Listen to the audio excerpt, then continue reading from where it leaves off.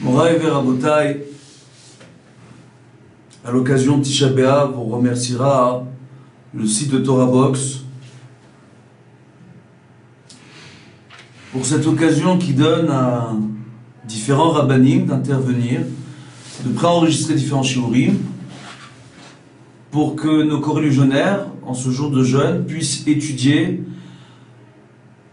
les lois essentielles relatives à Tisha B'Av, mais aussi les éléments historiques, moraux, que l'on tire de différents enseignements autour des différents et des trop nombreux événements tragiques que notre peuple a connus en ce jour. On va voir dans un premier temps, on va voir essentiellement les différentes lois importantes s'attenant au jour même de Tisha B'Av. Comme ça, on voit que quand on prend dans le Shulchan Aruch, Chelek Orach Chaim, on voit directement qu'il y a des halachot de Tisha B'Av. Dedans, on fait référence aussi aux autres jeûnes d'ordonnance rabbinique, ce qu'on appelle les jeûnes publics. D'accord? Et on nous rapporte là-bas, à partir du siman Takmat, Tav, Kouf, même tête, on nous rapporte là-bas les différentes lois concernant les 4 jeûnes publics et le jeûne de Tisha B'Av, qui fait partie des 4 jours de jeûne public, et les lois essentielles de Tisha B'Av. On verra.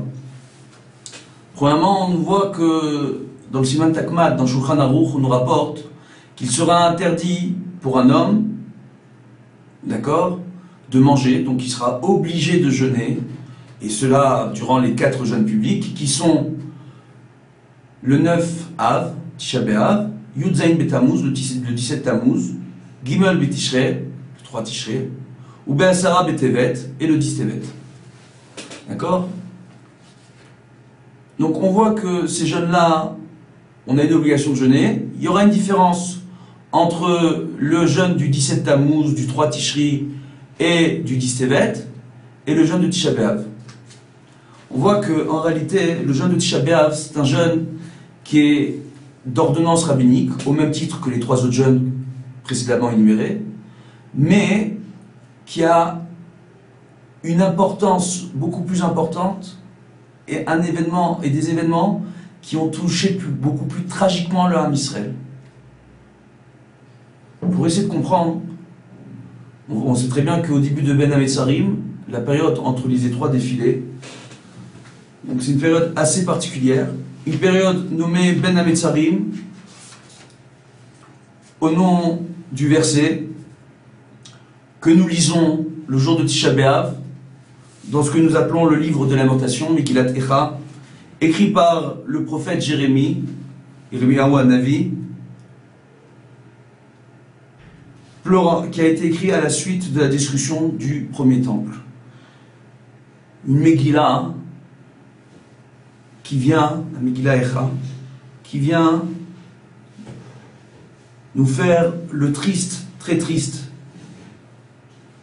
rapport de l'état de Jérusalem et d'Israël après la destruction du premier temple et la galoute à Babel. Effectivement, on nous rapporte dans la Masechet Yoma, on nous rapporte là-bas que 52 ans après la destruction du premier temple, il faut savoir que l'exil après la destruction du premier temple a duré 70 ans.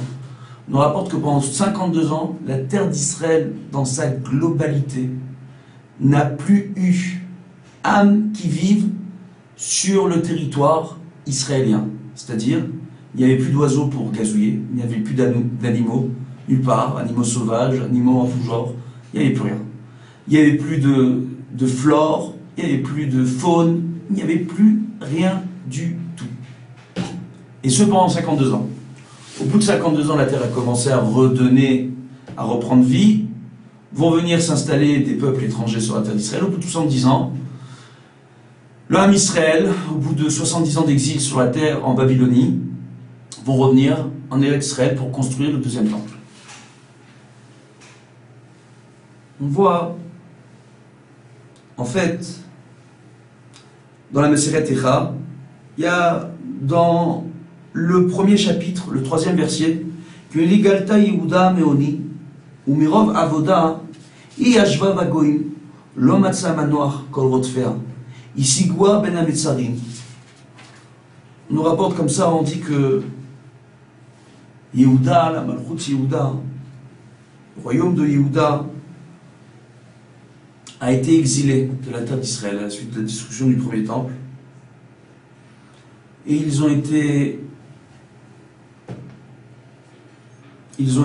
asservis, soumis à une grande pauvreté, à une dure servitude. Le peuple d'Israël s'est retrouvé résidant au milieu des nations. Elle n'a trouvé aucun repos, et tous ses persécuteurs sont venus et l'ont persécuté. Ben Ametzarim. Ben Ametzarim, c'est le nom de la période entre le jeûne du 17 Tammuz jusqu'à Tisha B'Av, 3 semaines terribles, 21 jours de douleur et d'événements tragiques qui sont venus s'acharner sur l'âme Israël à travers les générations d'année en année, et jusqu'à ce jour. Il faut bien comprendre que l'appellation de Ben Ametzarim, littéralement, voudrait dire entre les malheurs, entre les frontières. Rashi nous explique dans Nakom que Ben Ametzarim veut dire en réalité dans la tourmente. Que les bénis Israël sont dans la tourmente durant cette période, une très grande tourmente. Littéralement, effectivement, les bénis Israël ont été exilés à plusieurs reprises durant ces périodes-là. Mais en réalité,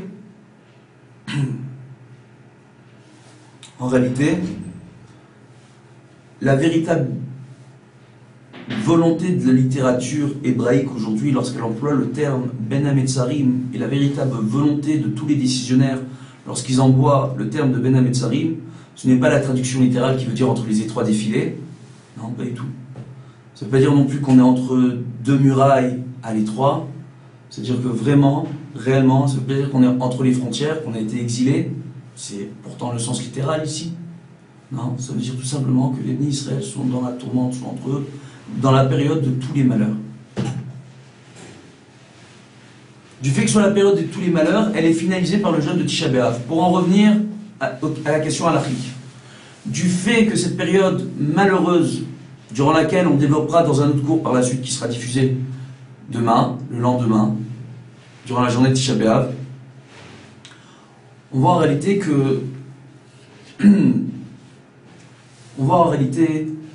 que Tisha B'Av vient finaliser cette période. Les événements tragiques qui ont frappé cette période, il y en a 5. 5 essentiellement, qui seront connus de tous.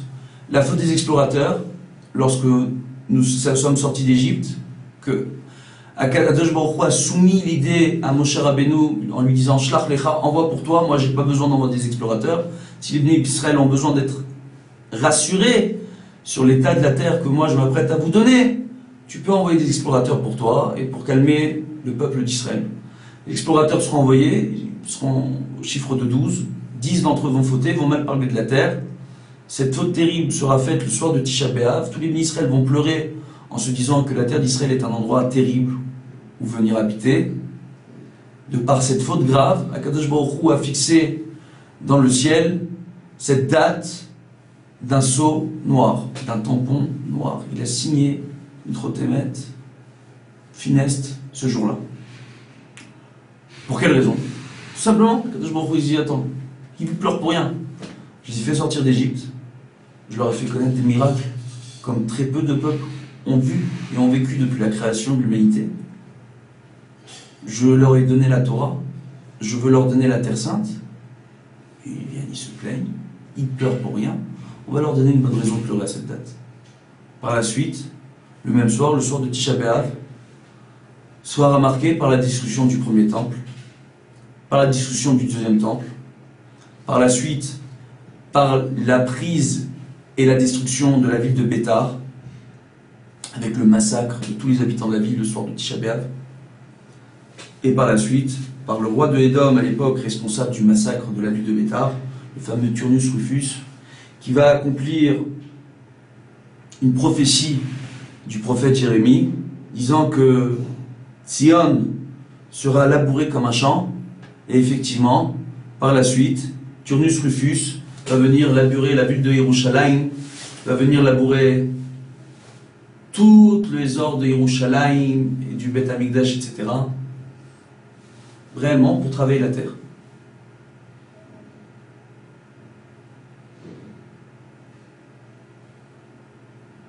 Quel rapport maintenant?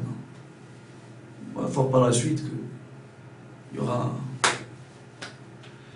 le Girouche séfarade, l'Inquisition en Espagne, où tous les Juifs seront exilés à la date de Tisha B'Av.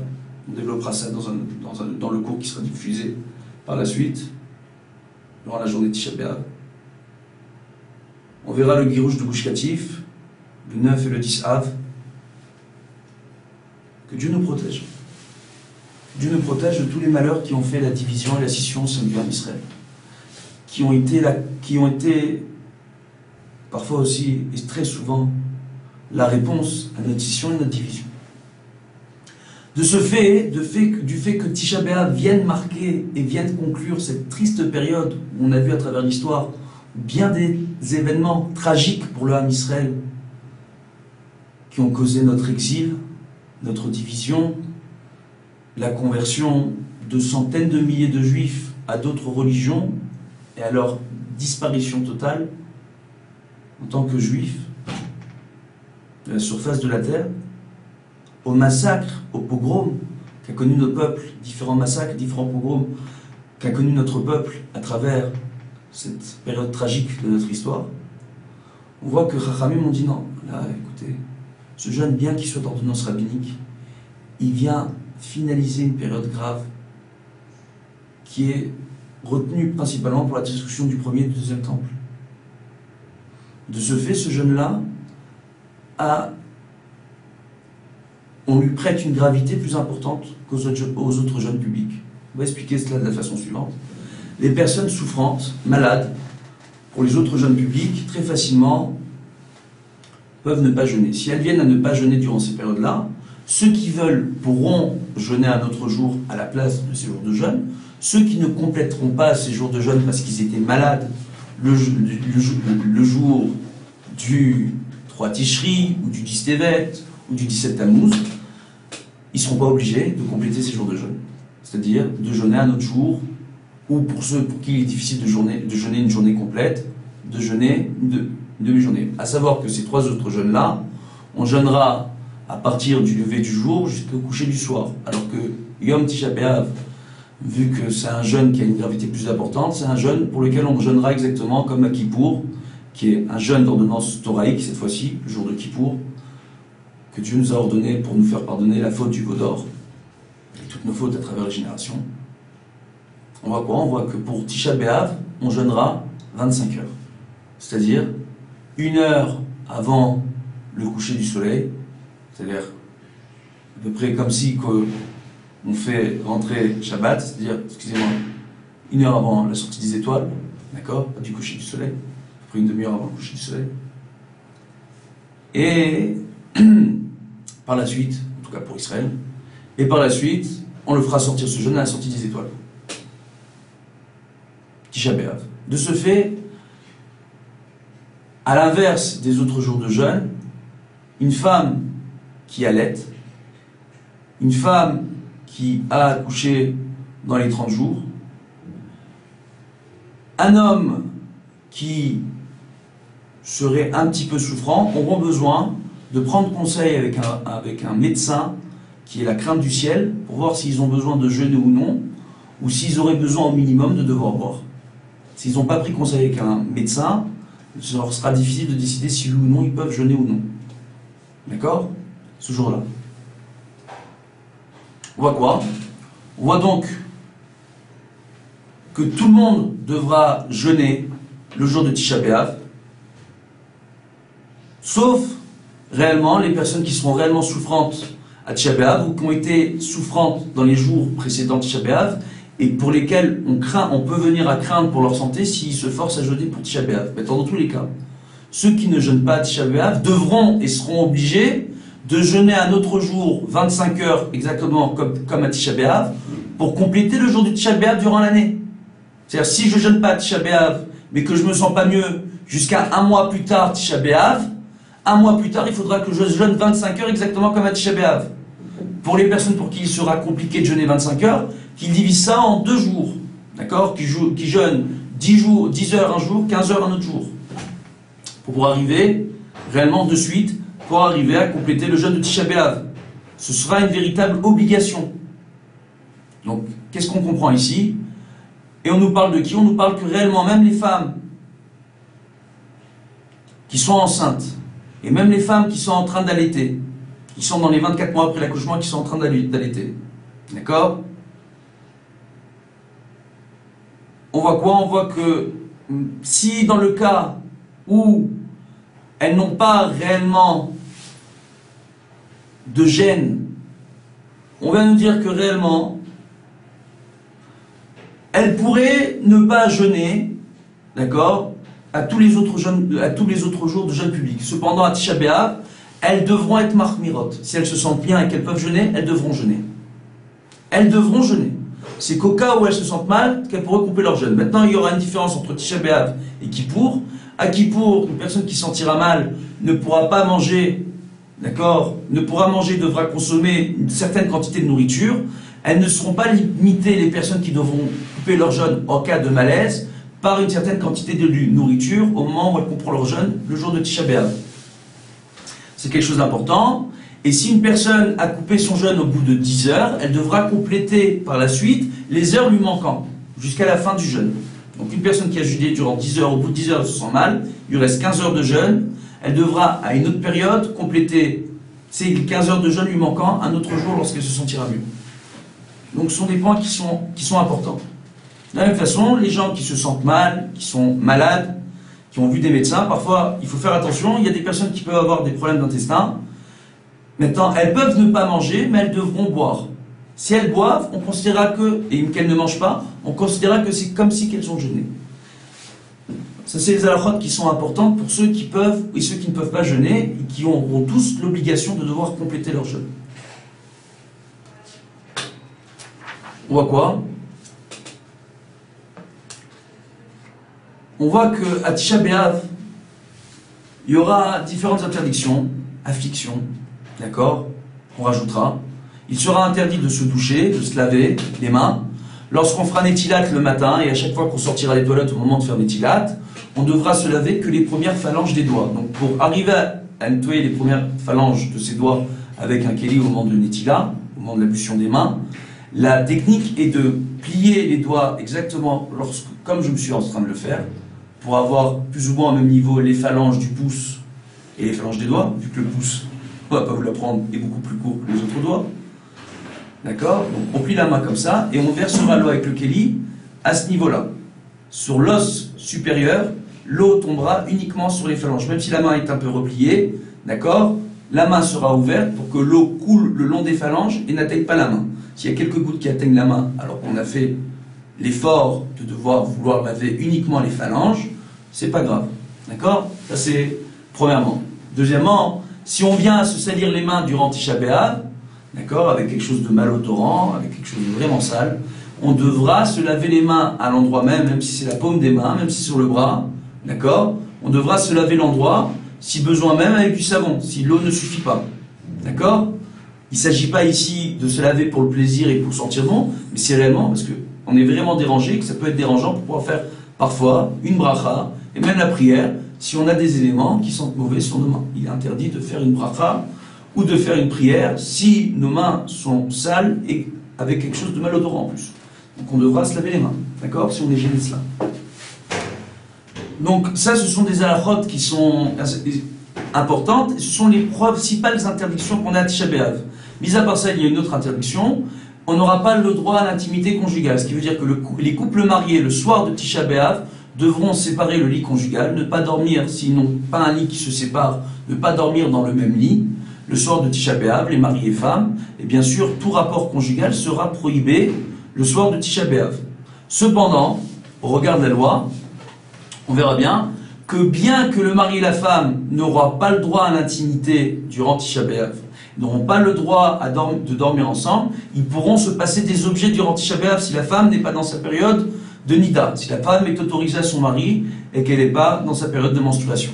Donc, ils pourront se passer, bien sûr, des objets. Maintenant, le jour de Tisha B'Av. Maintenant, on va voir quelques halachot, d'accord, qui sont extrêmement importantes. On voit que lorsqu'on ira à la synagogue le soir de Tisha B'Av, probablement on s'assiera à même le sol.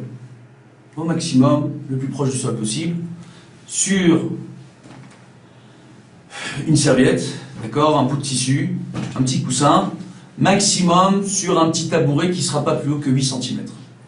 Maintenant, il s'agit là de personnes en bonne santé. On parle ici pour des hommes en bonne santé, pour des femmes aussi si elles vont à la synagogue, pour des personnes en bonne santé qui peuvent se lever et s'asseoir facilement à même le sol.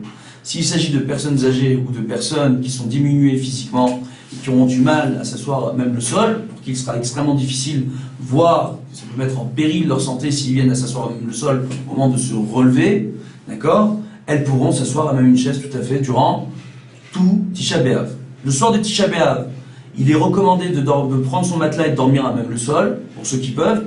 Pour ceux pour qui il sera difficile de dormir à même le sol, de changer sa coutume et de dormir d'une façon inconfortable. Le soir de Tisha B'Av, c'est extrêmement important, d'accord, au moment où on s'endort, et de prendre, comme il est indiqué dans le Shulchan Aruch, une petite pierre, et de la placer sous son coussin, pour être dérangé quelque part dans son sommeil ce soir-là.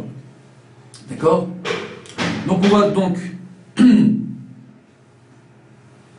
on voit que c'est une halakha qui est importante. Par la suite, on voit bien que même si les hommes sont assis à même le sol et qu'on est considéré en deuil le jour de Tisha B'Av, à l'inverse des endeuillés, d'accord, qui réellement s'asseyent en deuil durant les Shiva, on devra se lever, d'accord, comme les endeuillés. Si un Sefer Torah rentre dans la pièce, on devra se lever. Maintenant aussi, si notre père rentre dans la pièce, si notre Rav rentre dans la pièce, si un Talmid Chacham rentre dans la pièce, ou si un ancien, une personne âgée rentre dans la pièce, on aura l'obligation de se lever pour ces gens-là, même du sol, tel qu'il est indiqué par différents grands maîtres dans la Halacha, dans Shulchan Aruch, ainsi que dans le Yabia Omer, Chelek Gimel, d'accord, Chelek Yoredea, Siman Kavzaïn. Maintenant, qu'est-ce qu'on voit? On voit qu'à la synagogue, normalement, le soir de Tisha B'Av, et même à la maison, il sera bien, c'est pas obligatoire, il sera bien de diminuer l'éclairage dans la synagogue, de ne pas mettre tout l'éclairage, de moins bien éclairer qu'à l'habitude la synagogue, pour qu'on puisse sentir la différence entre les autres jours et ce jour tragique de Tisha B'Av. On voit qu'il sera important le soir de Tisha B'Av, au moment de la lecture de la Megillah Echa, le livre de Lamentation, écrit par le prophète Jérémie. On voit qu'il sera important pour toute personne de ne surtout pas sortir de la synagogue à ce moment-là. D'accord? De bien écouter la lecture, de bien participer à la lecture de la Masechet Echa et des Kinot, d'accord? Avant la Tfila de Harvit, le soir de Tisha B'Av. Il est extrêmement important. Pourquoi? Tout simplement parce que il sera bon aussi, pour ceux qui ne comprennent pas forcément la traduction de la Megillah Echa, et même du livre de Job qu'on lira le lendemain, le livre de Job, il sera bon, très très bon, de venir lire et étudier ces traductions-là durant Tisha B'Av. Ça viendra nous faire comprendre tout le malheur sur toujours le livre de Echa, qui nous décrit toutes les lamentations et toutes les peines qui ont été subies, qui ont été vécues par le prophète Jérémie et par l'ensemble du peuple d'Israël après la destruction du premier temple. D'accord? Une peine qui aura aussi ressentie par la suite à la destruction du deuxième temple. On voit quoi? On voit comme ça, hein. On voit que, donc durant la lecture, en réalité, tel qu'il est rapporté là-bas dans le Shulchan Aruch, dans les halachot relatives à Tisha B'Av, la lecture de la Megillah Echa vient nous remémorer dans notre sang, dans notre chair, tout le malheur du deuil dû à la destruction du premier et du deuxième temple. il sera très très juste. Il sera extrêmement important à Tisha B'Av de ne surtout pas fumer en public. Pour les fumeurs, c'est un point qui est important. Il sera préférable pour les fumeurs de venir fumer Betsina, avec pudeur, dans un coin, on va s'isoler, d'accord? Même entre fumeurs, mais on ne va pas s'amuser à s'afficher, à fumer, à commencer, etc. D'accord? Alors c'est intéressant, pourquoi? Parce qu'il y a une véritable marloquette chez les poskim, où on dit que la cigarette, pour certaines personnes, comme ça les calme, si elles peuvent être très nerveuses, elles ont une véritable dépendance à la nicotine, ça s'appelle pour eux Ochel Nefesh. Ça va venir les nourrir, les calmer, leur donner leur dose de nicotine durant ce jour. Donc il y a des poskim qui disent, si ça, tu appelles ça Ochel Nefesh, ça vient nourrir la personne, entre guillemets, la rassasier à un manque physiologique, à un niveau à un autre. Donc, quelque part, ça s'appelle de la nourriture. Donc cette nourriture, normalement, on devrait l'interdire à Tisha B'Av. Maintenant, réellement, c'est pas de la nourriture, c'est de la fumée qu'on ingère. En plus, on s'abîme les poumons, on s'abîme énormément la santé. Donc, de ce fait, il serait recommandé à Tisha B'Av, à cause de cette marloquette, à cause de ce débat, de ne pas venir fumer en public. D'accord? Mais de fumer, de s'isoler pour pouvoir fumer. Ça, c'est premièrement. Et surtout, de ne pas sortir de la synagogue au moment de la lecture des keynotes, et surtout de la Megillah Eicha le soir et le lendemain, le livre Job, d'accord? Pour aller fumer une cigarette dehors. Parce que la lecture, pour nous, pourrait être longue. D'accord? Pour ceux qui ne comprennent pas, il vaudra mieux prévoir d'avoir la traduction ou par la suite d'étudier cette traduction-là, mais d'écouter la lecture, c'est très important. Al-Pi Kabbalah, Al-Pi il est très important d'écouter avec Minyan la lecture de ces livres-là, de cette Megillah-là, qui ont été choisis spécialement, le livre de Job et le livre des Lamentations, qui ont été choisis à l'occasion de Tisha B'Av. Al-Pi pour les Neshama, c'est extrêmement, selon le sens ésotérique, le secret de la Torah. Les secrets de la Torah, il est extrêmement important pour l'âme juive d'écouter avec Minyan, en assemblée, les lectures de ces livres-là le jour de Tisha B'Av. Maintenant, on verra donc pour la cigarette, d'accord? Maintenant, on précisera juste que pour ceux, Bezrat Hashem, qui arriveront parmi les fumeurs à arrêter de fumer, ainsi que pour tous ceux qui ne fument pas, surtout, ne commencez pas à fumer, parce que, il est extrêmement difficile, comme le disent tous les fumeurs, d'arriver à arrêter de fumer, et que tous ceux qui ne fument pas, ils ont l'occasion de pouvoir accomplir une mitzvah importante de la Torah qui s'appelle Venish Partem Meot L'Nafshotechem, et vous ferez très attention à vos âmes, à votre corps, à votre bonne santé. Voilà. On verra qu'une personne qui est en deuil, qui n'a pas encore enterré son proche, d'accord, elle n'ira pas à la synagogue le soir du Tisha B'Av. Bien que tout le monde soit en deuil ce soir-là, elle devra attendre de mettre son proche en terre, donc c'est en Israël, c'est le soir même. Normalement, sinon, ce sera le lendemain. D'accord? Donc, jusqu'à que l'on mette la personne en terre, lorsqu'elle aura mis son proche en terre, elle pourra par la suite aller à la synagogue pour prier avec le restant des personnes pour Tisha B'Av. Après Tisha B'Av, elle continuera comme la coutume veut pour les endeuillés. Elle fera ses shivas à la maison, elle restera pour tous les shivas à la maison. Si elle peut organiser les minyanim à la maison, tant mieux. S'il n'y a pas minyan à la maison, elle devrait à la synagogue pour participer à la prière avec minyan à la synagogue. Tel que c'est rapporté dans Shulchan Aruch le Kaf HaChaim, dans le Siman Taknat, Tav Kuf Nutet, d'accord, le Siv Vav, et dans l'Yabia Omer, d'accord, dans le 7e Chelek, dans l'Orach Chaim Siman Nun, d'accord, Chelek Orach Chaim Siman Nun. Donc voilà, ça envoie les différentes halachot qui ont leur importance et pas n'importe quelle importance, d'accord. On verra donc, pour ceux qui viendraient à ne pas jeûner à Tisha B'Av, il faudra savoir, quoi qu'il arrive, qu'on considère, à l'épisode, c'est comme ça on rapporte, que ceux qui ne jeûnent pas à Tisha B'Av, il sera bon pour eux d'étudier à Tisha B'Av. On rapporte que ceux qui étudient à Tisha B'Av, donc on verra principalement que l'on pourra étudier à Tisha B'Av, parce que réellement l'étude de la Torah est prohibée le jour de Tisha B'Av. Les seules choses que l'on pourra étudier à Tisha B'Av, ce sont les Gmarot, les Sugyot en relation avec la destruction du temple, d'accord. Donc on pourra voir dans Sanhedrin, Tzadikvav, dans Gittin, je crois, dans Gittin, il y a quelques Sugyot là-bas qui nous parlent de la destruction du temple, d'accord, ou avec Rabbi Yochanan ben Zakkai, le fameux épisode, etc., dont on parlera dans le cours diffusé demain dans la journée de Tisha B'Av. Donc on verra en réalité que réellement, on étudie à ces Sugyot-là les halachot relatives au jour de jeûne et à l'endeuillement, d'accord. Ce sera extrêmement important, et les traductions, les commentaires et les midrashim en relation avec le livre des Lamentations, Megillah Eicha, et le livre de Job, le livre de Job. D'accord? Donc c'est quelque chose qui sera extrêmement important. Donc, maintenant par rapport à ça, on nous rapporte comme ça qu'une fois, il y avait un grand Talmid Chacham à qui on avait ordonné de jeûner le jour de Tisha B'Av. Et lui, il était malheureux. Il était parti voir le Rav de Brisk. Le Rav de Brisk, Zecher Tzadik Vekadosh Libracha, et il voyait que le Talmid Chacham, ça lui faisait énormément de peine de ne pas pouvoir jeûner le jour de Tisha B'Av. Et on voit comme ça, on voit que le fait qu'il avait du mal de pouvoir jeûner le jour de Tisha B'Av, cet homme-là, Rav de Brisk lui a dit comme ça, il lui a dit écoute, tu dois bien comprendre. De la même façon qu'il y a une mitzvah de jeûner le jour de Tisha B'Av pour ressentir le tsar. Toi, le fait qu'on t'ordonne de jeûner, ça te fait ressentir un tsar, tu dois jeûner. C'est ta mitzvah à toi de jeûner, tu compléteras ce jeûne un autre jour. Et sache qu'à travers ton étude le jour de Tisha B'Av, on considérera que c'est comme si que tu jeûnes. Attends, malgré ça, le pipchat, ça c'est une considération qui est assez importante. Ce qui veut dire que même ceux qui ne jeûnent pas, il sera bon pour eux d'étudier les sujets en relation avec Tisha B'Av. Au cas, c'est pas le cas cette année, où Tisha B'Av tombe Motzei Shabbat, d'accord? Ceux qui ne jeûnent pas devront faire la Havdalah, de préférence feront boire un enfant, d'accord? Au moment de la Havdalah, parce qu'on ne boit pas de jus de raisin ni de vin, même pour ceux qui peuvent manger et qui ont un éther, une autorisation rabbinique et médicale pour pouvoir manger le jour de Tisha B'Av. On voit quoi? On voit que réellement, il sera mieux pour eux de ne pas consommer du jus de raisin, etc. On fera boire un enfant, parce que les enfants ne sont pas tenus par le jeûne. D'accord?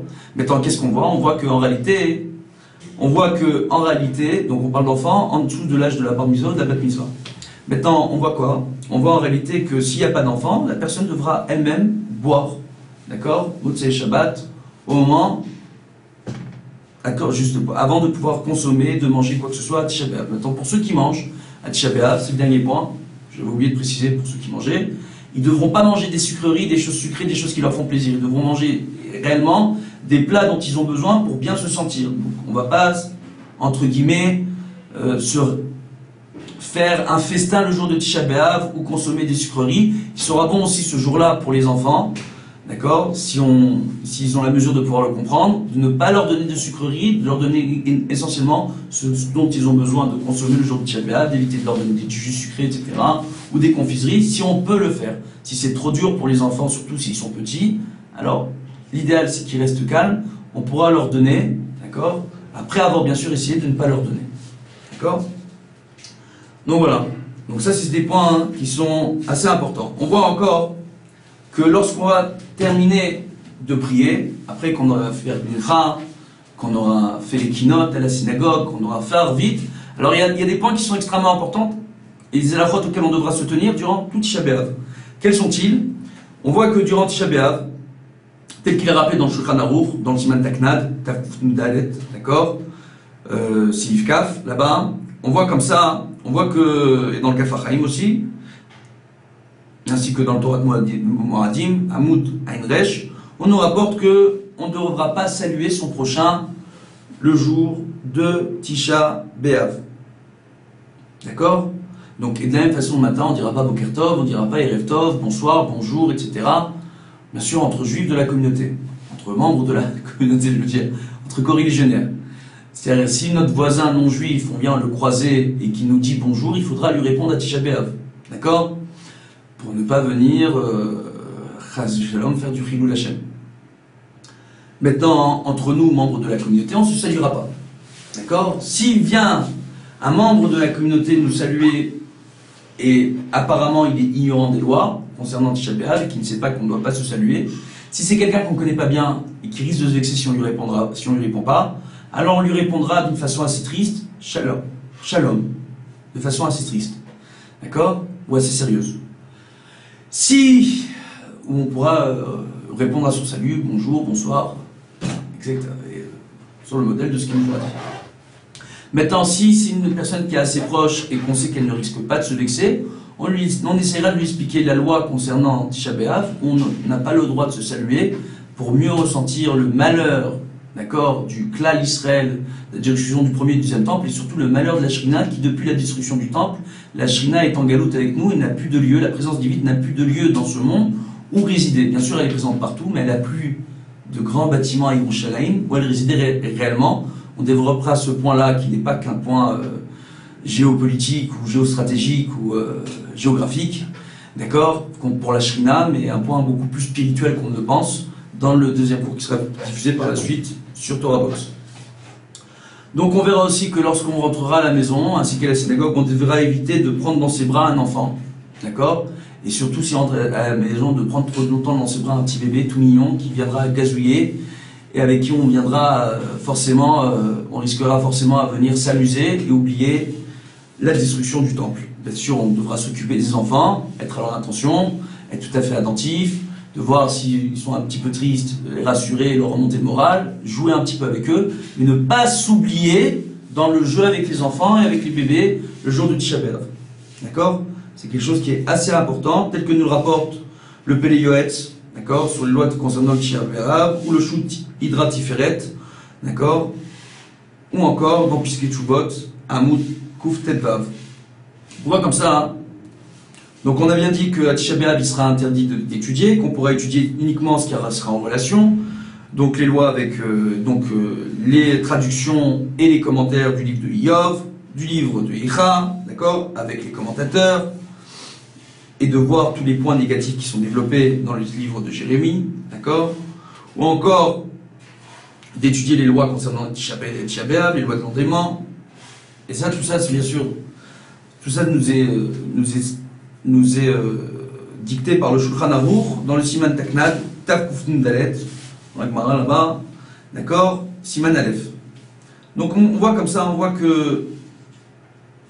qu'il y aura un autre point qui sera assez important, que le jour de Tisha B'Av, on n'étudiera pas le Chok l'Israël. Pour ceux qui ont l'habitude d'étudier le Seder du Chok l'Israël, qui a été instauré par le Harizal, d'accord, avec quelques commentaires qui ont été en plus par la suite ajoutés par différents grands maîtres, tels que le Chida, on verra que le jour de Tisha B'Av, on n'étudiera pas le Chok l'Israël. Alors pour les fervents du Chok l'Israël, il faut savoir que le Rav Matzliach Mazouz Zecher Tzadik Vekadosh Livracha, d'accord, lui il est venu et il a tout simplement ajouté à Tisha B'Av, il a fait un véritable Seder de Chok l'Israël avec quelques points et quelques halachot qu'on a le droit d'étudier à Tisha B'Av. Donc tout le monde pourra retrouver ça dans les Sidurim spéciaux de Tisha B'Av, de l'Yeshivot Kisei Rachamim, d'accord, ou encore voilà, dans les livres de l'Yeshivot Kisei Rachamim pour les véritables fervents du Chok l'Israël, pour ceux qui ont l'habitude d'étudier le Chok l'Israël. Pour les autres, pas de Chok l'Israël le jour de Tisha B'Av, d'accord. Donc maintenant il y a un point aussi qui est assez important concernant le Limud Torah. On voit que bien que toute l'année il soit bien d'étudier le livre des psaumes, des Teilim, on verra qu'à Tisha B'Av il sera bon de se montrer un peu plus intransigeant et de ne pas lire le livre de Teilim à Tisha B'Av. D'accord? De ne pas étudier le livre de Teilim, à moins d'être une personne vraiment dans le malheur qui a pris l'habitude de lire chaque jour le livre de Teilim et à qui ça fait un véritable bien, et ça donne un véritable beau cœur et l'aide au niveau de son développement spirituel. Donc ces personnes-là pourront éventuellement lire le livre de Teilim le jour de Tisha B'Av. Pour les autres, il vaudra mieux éviter de lire même et d'étudier le livre de Teilim le jour de Tisha B'Av. D'accord? Tel qu'il est rapporté par différents poskim. Maintenant, qu'est-ce qu'on voit? On voit que si le soir de Tisha B'Av, il y a un Brit Yitzhak. D'accord? Parce qu'il y a une Brit Mila le lendemain. Donc on voit quoi? On verra que le soir de Tisha B'Av, on étudiera les parties relatives, d'accord, du Zohar à Tisha B'Av pour regarder l'enfant, d'accord. Maintenant, tel qu'il est rapporté par le Rabbi Moshe Shalom Chalfon HaKohen, d'accord, Rabbi Moshe Chalfon HaKohen, exactement, dans Brit Kehuna, d'accord. Et on verra aussi qu'on n'enseignera pas aux enfants d'Alachot le jour de Tisha B'Av, si ce n'est tout ce qui est en relation avec Tisha B'Av, comme on l'a déjà dit précédemment. Voilà. Maintenant, il y a un point qui est extrêmement important. Quand on Tisha B'Av Motzei Shabbat, c'est pas le cas cette année, mais on le rappelle quand même, c'est halakha-là. Il sera important de rappeler aux femmes de faire la bracha de Borei Meorei Ha'esh à Motzei Shabbat, ainsi qu'aux hommes lorsqu'ils iront à la synagogue de faire Borei Meorei Ha'esh. Motzei Shabbat, ils ne feront Havdalah, non pas non pas sur les senteurs, mais uniquement sur le verre. Vu qu'ils ont déjà fait Boré Moresh, je veux dire, Motsei Tisha B'Av, ils feront la Havdalah uniquement sur un verre. D'accord? Vu qu'on ne peut pas consommer à Tisha B'Av quoi que ce soit, donc pour tous ceux qui jeûnent, ils feront la Havdalah sur le verre, Motsei Tisha B'Av. Pour les autres, ceux qui ne jeûnent pas, on l'a déjà rappelé, ils devront faire la Havdalah, faire bon un enfant, à Motsei Shabbat. D'accord? Donc ils feront que Boré Moresh, Motsei Shabbat, et ils feront que la bracha sur le verre, aucune bracha sur les senteurs, ni Motsei Shabbat pour ceux qui ne jeûnent pas, ni Motsei Tisha B'Av pour ceux qui jeûnent. D'accord? Donc ce sont des points qui ont leur importance. Maintenant, on verra qu'il sera important, bien sûr, à la synagogue, au moment de la lecture, au moment de la prière, de faire son maximum pour ne pas parler. Il sera important aussi au moment de sortir de la synagogue, aussi bien le soir que le lendemain, ne pas se rester devant la synagogue pour parler entre amis de sujets un peu plus légers, etc., de rester un maximum concentré sur le malheur, nous concernant le malheur de Tisha B'Av. Autre point extrêmement important que nous rapporte Razal, nos maîtres de mémoire bénis, tout travail effectué durant Tisha B'Av n'a aucune bracha. Donc il vaudra mieux Tisha B'Av pour ceux qui peuvent s'abstenir de travailler et passer la journée à la synagogue, en tout cas le maximum de temps jusqu'à Chatzot Hayom à la synagogue. On verra qu'on devra s'asseoir sur le sol aussi bien à la maison que à s'asseoir au sol ou sur des tabourets de hauteur du centimètre, aussi bien à la maison le soir quand on rentre à la maison, d'accord? Pour ceux qui sont en bonne santé, qui peuvent s'asseoir à même le sol, pour ceux qui peuvent dormir à même le sol, d'accord? C'est-à-dire sur leur matelas même le sol, d'accord? Aussi bien le soir que le lendemain jusqu'à Chatzot Hayom. À Chatzot Hayom, pour ceux qui sont fatigués, après avoir terminé leur prière à la synagogue du matin, d'avoir eu l'équinoxe, ils vont rentrer à la maison pour se reposer et éventuellement faire une sieste, dormir à même le sol, et lorsqu'on retournera à la synagogue pour la prière de Mincha, on pourra s'asseoir à même une chaise. D'accord? Donc, maintenant, on voit en réalité qu'il sera bon de s'asseoir au sol un maximum de temps pour se rappeler de la douleur et du deuil dû à la destruction des temples.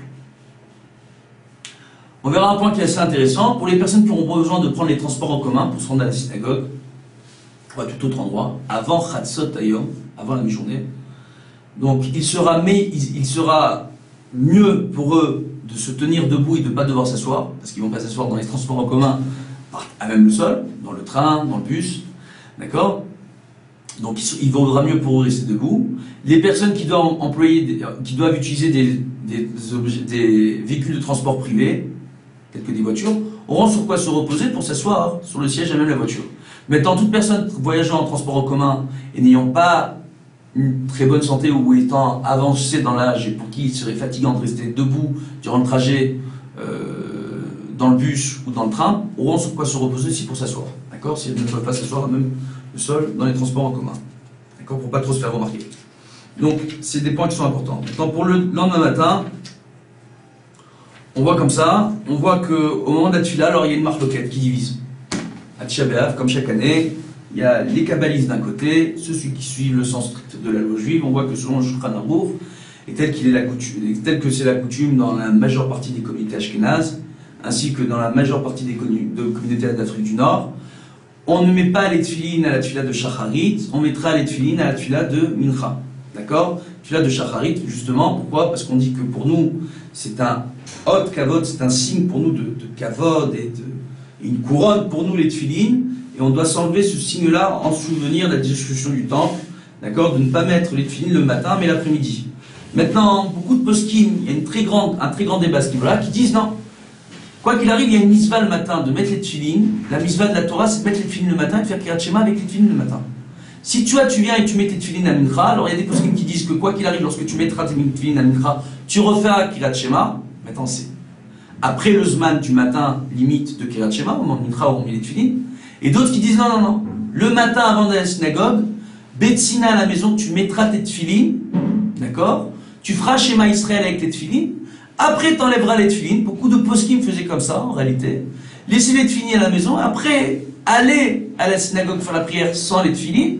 Et remettez les tefilines à Mincha. Pourquoi? Parce que du fait que l'on jeûne à Tisha B'Av, pour se rapprocher du nombre manquant des 100 brachot qu'on a l'obligation de faire chaque jour, on fera la bracha le matin sur les tefilines et la mincha sur les tefilines. D'autres poskim qui disent, bon, c'est un problème de faire mincha 2 fois dans la même journée, de faire la bracha 2 fois dans la même journée sur les tefilines, bien que Al Pi Halacha, vu l'écart du temps, ça ne pose absolument et strictement aucun problème, qu'ils préfèrent à mincha tout simplement mettre les tefilines Rabbeinu Tam pour ceux qui avaient des tefilines Rabbeinu Tam. Donc le matin, Shacharit, avant la tefila, ils mettaient les tefilines de Rashi avec bracha avant d'aller à la synagogue, ils faisaient Kirat Shema, ils enlevaient les tefilines, ils allaient à la synagogue et faisaient la prière sans tefilines, et par la suite, lorsqu'ils allaient à Mincha, ils mettaient les Rabbeinu Tam. Donc chacun selon sa coutume, ou encore, Al-Pi Kabbalah selon le Harizal, et on voit que cette coutume s'est extrêmement propagée dans les communautés juives séfarades en Israël, c'est de malgré tout aller à la synagogue et mettre les tefilines normalement pour la tefila de Shacharit à Tisha B'Av. D'accord? Donc ici on voit qu'il y a une marloquette. Le point qui est extrêmement important, c'est que chacun devra suivre la coutume dans sa communauté.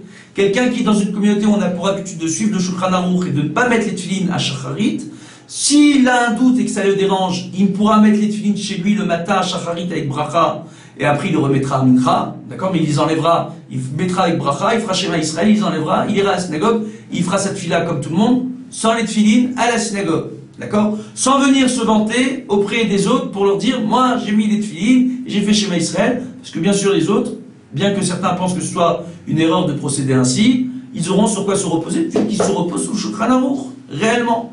D'accord? Donc, on voit que c'est une chose qui sera importante, et de ne pas jouer les kabbalistes dans un office où on n'a pas là pour habitude de suivre la coutume des kabbalistes. D'accord? Et pour ceux qui vont dans des offices où on suit la coutume des kabbalistes, c'est-à-dire de mettre les tefilines le matin pour la tefila karagil à la synagogue pour Shacharit, alors on suivra la coutume et on ne fera pas de guerre pour ça. On ne fera pas de marloquette, surtout le jour de Tisha B'Av, on ne fera pas de débat dans la synagogue pour telle ou telle coutume. D'accord? Ce sont des points qui sont extrêmement importants. On verra qu'à Shacharit, dans la majeure partie des communautés, on ne fera pas Birkat Kohanim. Birkat Kohanim sera fait à la tefila de Mincha. Les Kohanim qui ne jeûnent pas ne pourront pas faire Birkat Kohanim. Les personnes qui ne jeûnent pas ne pourront pas monter à la Torah de toute la journée de Tisha B'Av. Elles ne monteront pas à la Torah. Et même si on les appelle par leur nom, elles refuseront poliment de monter à la Torah. Ce ne sera pas leur faire honte. Elles donneront le kavod à la Torah, vu que à Tisha B'Av, pour acquitter la majeure partie des participants à la synagogue, il faudra que des personnes qui jeûnent uniquement montent à la Torah. D'accord? Et il n'y a aucune honte de venir et dévoiler que si on a un problème de santé et qu'on ne jeûne pas, vu que le jeûne devra être complété un autre jour. Et que ceux qui ne jeûnent pas devront redoubler d'efforts durant la prière et redoubler d'efforts durant leur l'étude autorisée durant Tisha B'Av pour, entre guillemets, pallier au fait qu'ils ne jeûnent pas ce jour-là, mais ils devront, à Pipchat, selon le sens littéral, quoi qu'il arrive, jeûner une autre fois, comme il a été expliqué au départ, dès le début du cours. D'accord?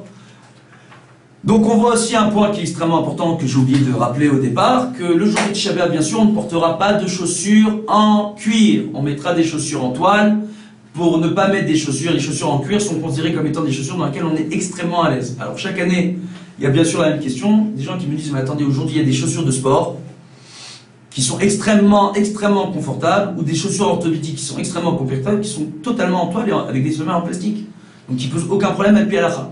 Est-ce qu'on peut les mettre ou est-ce qu'on ne peut pas les mettre? Alors, Amarmir Tavo la Vracha, celui qui veut être pointilleux et qui préférera mettre des chaussures dans lesquelles il sera un petit peu moins, il se sentira un peu moins à l'aise ou sera un peu moins confortable pour lui, que la Vracha vienne sur lui. Sinon, Al Pi Pshat, ça ne pose aucun problème, vu que Al Pi Pshat, selon le sens littéral, ce qui est réellement interdit, c'est les chaussures en cuir, qui, quoi qu'il arrive, sont considérées comme étant des chaussures au regard de la loi, et même aujourd'hui, des chaussures qui sont plus belles, en général, les chaussures en cuir, beaucoup plus habillées, d'accord, et dans lesquelles on les met aussi pour se faire beau, au-delà du simple fait de vouloir être aussi à l'aise ce jour-là dans ces chaussures, d'accord.